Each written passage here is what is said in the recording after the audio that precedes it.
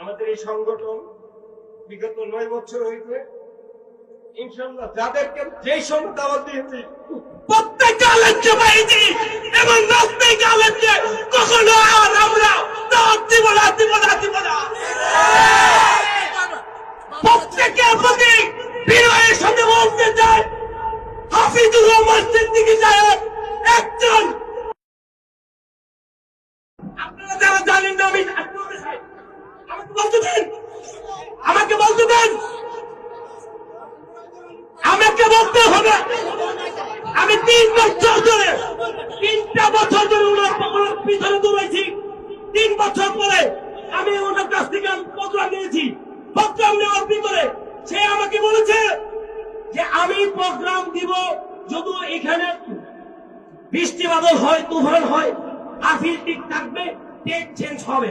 আমার সঙ্গে কথা হয়েছে, আমি তার প্রমাণ দিতে পারবো, আমার কাছে ভিডিও আছে। এখন শেষ পর্যায়ে উনি আমার সঙ্গে কথা বলেছেন আমি ডেট চেঞ্জ করবো না।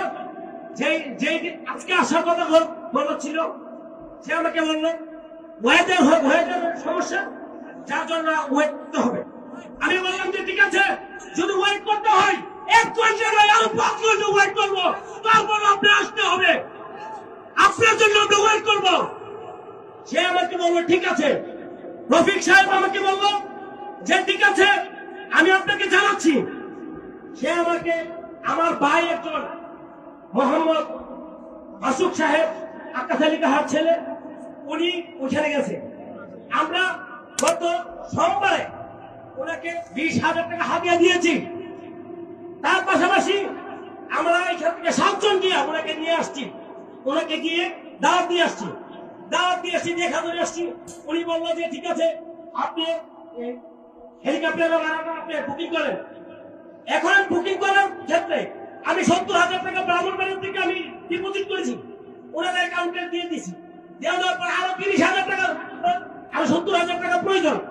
70,000 টাকা আগে দিয়েছি, তারপরে 60,000 টাকা প্রয়োজন। আমি 60,000 টাকা দিতে গিয়ে আমি আমার বাইকে এখান থেকে পাঠাইছি। আমার বাইকে পাঠানোর পরে সে আমাকে তখন জন্য বললো না যে ওয়েদার খারাপ। আমার কাছ থেকে 60,000 টাকা নেওয়ার পরে সে কেন বললো ওয়েদার খারাপ? What is this?